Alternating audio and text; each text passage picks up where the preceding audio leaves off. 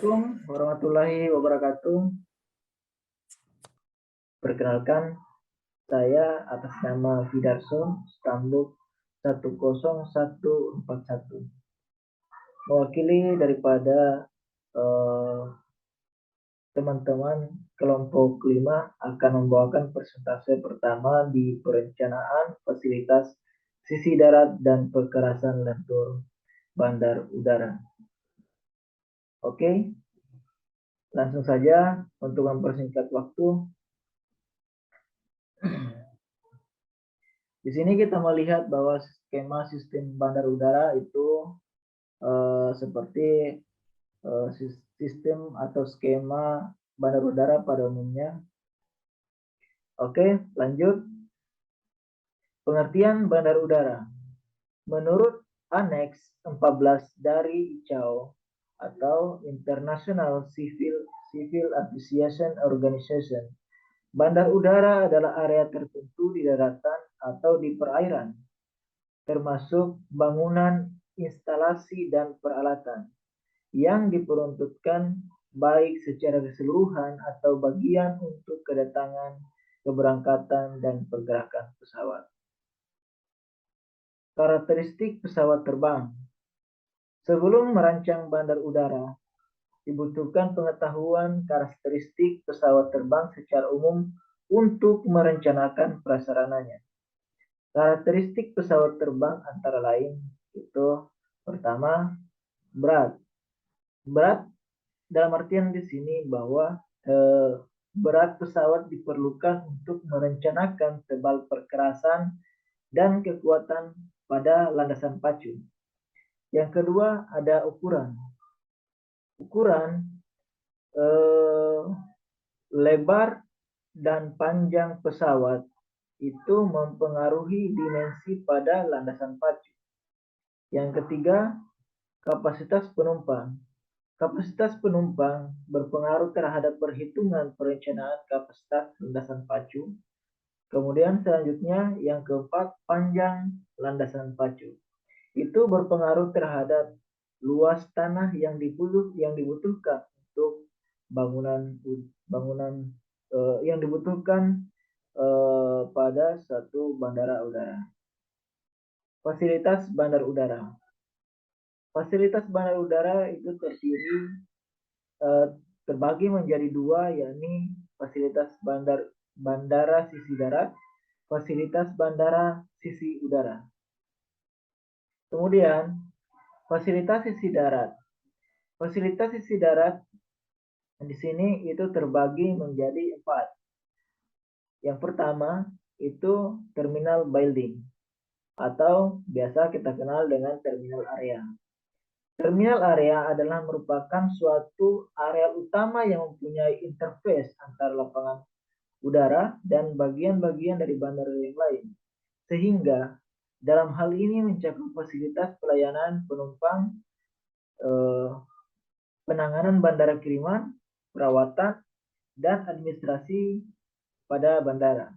Yang kedua itu ada campsite atau campsite area, yakni merupakan jalur bandara yang menghubungkan terminal dari sistem transportasi darat.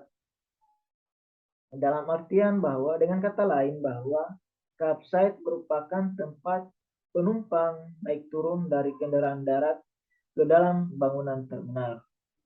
Yang ketiga, tempat parkir kendaraan. Di mana bahwa tempat parkir ini maksud saya di mana bahwa para penumpang yang akan menggunakan transportasi udara maupun yang menjemput penumpang harus memarkirkan kendaraannya di tempat yang telah disediakan. Yang keempat itu ada tower controller atau biasa kita kenal dengan ATC, yakni merupakan fasilitas pengatur lalu lintas udara untuk mencegah antar pesawat terlalu dekat satu sama lain, mencegah tabrakan antar pesawat udara dan pesawat udara dengan rintangan yang ada di sekitarnya selama beroperasi, dengan berbagai peralatan seperti sistem radar navigasi maupun fasilitas Fasilitas ini terletak di luar movement area. Lanjut, berikut adalah contoh daripada fasilitas sisi udara. Itu pertama terminal building. Salah satu contohnya yang kami ambil itu ada di Bandar Udara Internasional Sultan Hasanuddin Makassar.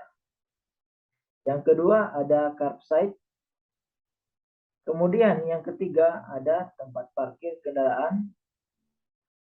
Yang keempat air traffic control rail. Baik, sekian dari saya. Selanjutnya saya serahkan kepada rekan-rekan saya untuk melanjutkan presentasinya. Silakan. Ya, terima kasih. Saya akan melanjutkan dari presentasi dari teman. Yang di sini saya akan menjelaskan perkerasan lentur yang biasa disebut fleksibel performance. Di mana perkerasan di sini sangat mempengaruhi yang akan direncanakan. Jenis pesawat ataupun yang ada di Indonesia memiliki beberapa jenis yakni Garuda Indonesia, Batik Air, Citylink, Next, Lion Air, Sriwijaya Air, yang dimana pesawat tersebut memiliki beban yang berbeda-beda, bahkan kapasitas muatan, sehingga dalam penentuan perkerasan maka kita harus mengetahui beban pesawat terlebih dahulu dan kapasitas muat, sehingga kita dapat menentukan jenis perkerasan yang akan digunakan. Sedangkan definisi perkerasan sendiri yaitu adalah struktur yang terdiri dari beberapa lapisan kekerasan dan daya dukung yang berlainan. Contoh perkerasan fleksibel, yakni perkerasan yang dibuat dari campuran aspal dengan agregat yang digelar di atas permukaan material granular mutu tinggi, yang dimana biasa kita yang sangat sering digunakan di dalam perencanaan bandara. Yang kedua, perkerasan rigid, yakni perkerasan yang dibuat dari slab-slab beton. Yang next, pada umumnya perkerasan jalan terdiri dari beberapa jenis lapisan perkerasan, yakni tersusun dari bawah ke atas sebagai berikut. Lapisan tanah dasar subgrade atau yang akan lapisan yang mendukung lapisan atas. Yang kedua, lapisan pondasi bawah subgrade di antara lapisan dasar dengan lapisan atas. Yang ketiga, lapisan pondasi atas, yaitu lapisan yang berada di paling di atas.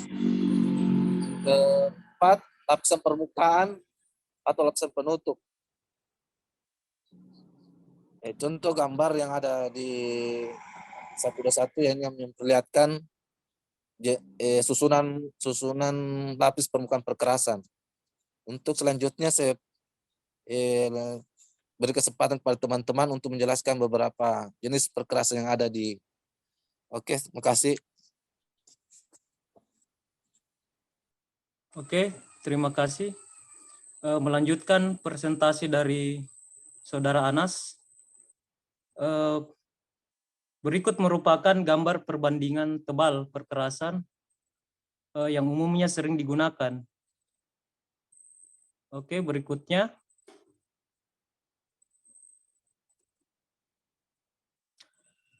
Secara analitis, penentuan tebal perkerasan lentur dapat digunakan dengan metode CBR, di mana faktor desain yang mempengaruhi perkerasan lentur antara lain: 1. Desain beban roda, 2. Karakteristik material yang digunakan untuk perkerasan, dan yang ketiga, daya dukung tanah dasar.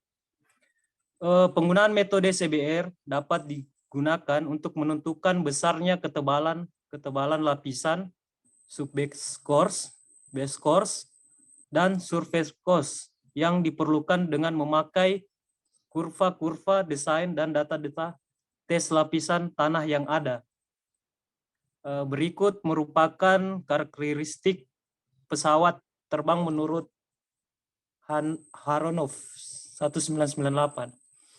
Adapun langkah-langkah penggunaan CBR, metode CBR adalah sebagai berikut. Yang pertama adalah menentukan pesawat rencana. Penentuan pesawat rencana dipergunakan untuk mendapatkan data-data mengenai harga MTOE atau maksimum take off weight. Data tentang spesifikasi roda pendaratan seperti beban roda, tekanan roda, luas kontak area, jari-jari kontak, dan panjang jarak antar roda. 2. Menentukan harga ekuivalen single well load. Untuk dapat mencari harga ESWL, dicari terlebih dahulu harga pengimbang dengan menggunakan rumus R sama dengan akar A dibagi V, di mana R adalah radius bidang kontak dalam satuan inci, dan A adalah luas bidang kontak. Dengan memasukkan harga pengimbang pada kedalaman yang tertentu dalam grafik, diperoleh nilai faktor lenturan. Contohnya pada gambar tersebut. Oke, berikutnya. Nilai faktor lenturan pada masing-masing posisi spesifikasi roda pendaratan yang dicari yang mempunyai harga tertinggi, baik untuk roda tunggal maupun roda ganda. Dari hasil tersebut diperoleh rasio beban tunggal terhadap keseluruhan beban roda dalam susunan. Berikut adalah persamaan yang digunakan untuk mencari nilai faktor lenturan. PS per PD sama dengan FD per FS, di mana PS sama dengan rasio ESWL roda tunggal, PD sama dengan rasio ESWL roda ganda, FD sama dengan faktor lenturan roda ganda, FS sama dengan faktor lenturan roda tunggal. Harga rasio beban tunggal terhadap keseluruhan roda dalam susunan dikalikan dengan harga beban total pesawat terbang pada susunan roda, diperoleh harga ESWL pesawat terbang. Yang keempat, menentukan CBR, subgrade, subbase course, dan base course. Penentuan harga CBR pada masing-masing lapisan perkerasan ini dimaksudkan untuk dapat menentukan tebal masing-masing lapisan yang dihitung. Oke, berikutnya.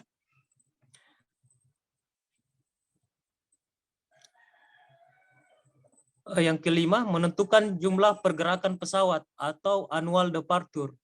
Penentuan jumlah pergerakan pesawat yang ada di bandara dimaksudkan untuk dapat memperoleh harga faktor perulangan A1 dari grafik 2.8 dengan mengetahui jumlah roda pesawat rencana.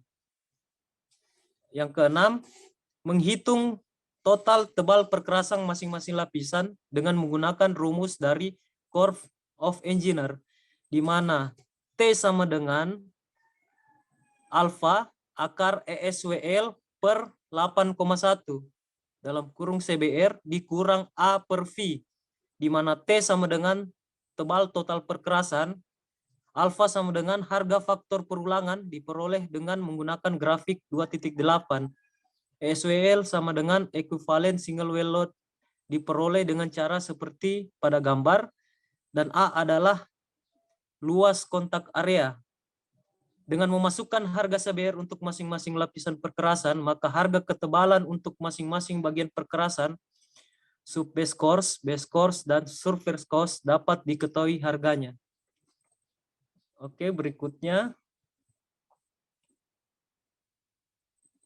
Untuk yang selanjutnya mungkin dapat dijelaskan oleh teman saya, Saudara Yuslan. Waktu dan tempat dipersilakan. Baik, terima kasih. Selanjutnya saya akan menjelaskan tentang perencanaan tebal perkerasan lentur dengan metode FAA. Metode ini adalah metode yang paling umum digunakan dalam perencanaan lapangan terbang. Dikembangkan oleh Badan Penerbangan Federal Amerika dan merupakan pengembangan dari metode CBR. Perhitungan ini dapat diuji sampai jangka waktu 20 tahun, dan untuk menentukan tebal perkerasan ada beberapa variabel yang harus diketahui, yaitu yang pertama nilai CBR subgrade dan nilai CBR subbase course. Yang kedua berat maksimum take off pesawat atau MTOW. Selanjutnya jumlah keberangkatan tahunan atau annual departure, dan tipe roda pendaratan tiap pesawat. Langkah-langkah penggunaan metode FAA adalah sebagai berikut.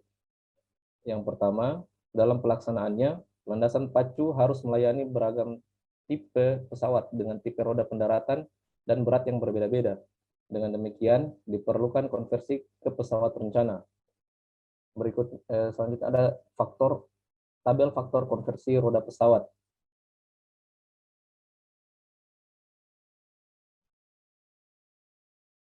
Selanjutnya, yang kedua yaitu menghitung ekuivalen annual departure. Ekuivalen annual departure terhadap pesawat rencana dihitung dengan rumus log R1 sama dengan log R2 kali W2 per W1 per 2, di mana R1 adalah ekuivalen annual departure pesawat rencana, R2 adalah ekuivalen annual departure jumlah annual departure dari semua pesawat yang dikonversikan ke pesawat rencana menurut tipe pendaratannya. W2 adalah beban roda pesawat rencana, W1 MTOW kali 95% kali 1 per N, di mana N di sini adalah jumlah roda pesawat pada main gear. Annual departure terbatas hanya sampai 25.000 per tahun. Untuk tingkat annual departure yang lebih besar dari 25.000, tebal perkerasan totalnya harus ditambah menurut tabel di bawah ini, yaitu annual departure dan persen tebal departure 25.000. Untuk 50.000 ada 104, 100.000 ada 108, 150.000 110%, 200.000 112%. Dengan catatan, berat pesawat dianggap 95% ditumpu oleh roda pesawat utama atau main gear, dan 5% oleh nose wheel. FAA hanya menghitung berdasarkan annual departure, karena pendaratan diperhitungkan beratnya lebih kecil dibandingkan waktu take off. Selanjutnya, menghitung tebal perkerasan total. Tebal perkerasan total dihitung dengan memplotkan data CBR subgrade yang diperoleh dari FAA Advisory Circular 150/533 versi 5, MTOW atau Maximum Take Off Weight pesawat rencana, dan nilai ekuivalen annual departure ke dalam grafik yang tertera pada slide di samping ini. Selanjutnya, menghitung tebal perkerasan subbase. Dengan nilai CBR subbase yang ditentukan, MTOW dan ekuivalen annual departure, maka dari grafik yang sama didapat harga yang merupakan tebal lapisan di atas subbase, yaitu lapisan surface dan lapisan base. Maka tebal subbase sama dengan tebal perkerasan total dikurangi tebal lapisan di atas subbase. Dijelaskan pada tabel base course minimum di bawah ini. Selanjutnya ada ilustrasi perkerasan lentur dengan metode FAA, di mana sketsa terdapat 3 daerah, di mana ada daerah yang pertama itu ada daerah kritis, yang kedua daerah non kritis, yang ketiga daerah pinggir. Selanjutnya ada sketsa perkerasan daerah kritis dan sketsa perkerasan daerah non kritis yang dijelaskan dalam tabel berikut. Selanjutnya tabel ketentuan dalam perencanaan bandara.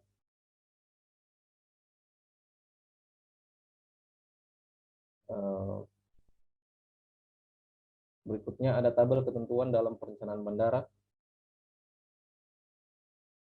ICAO Crosswind Design Criteria.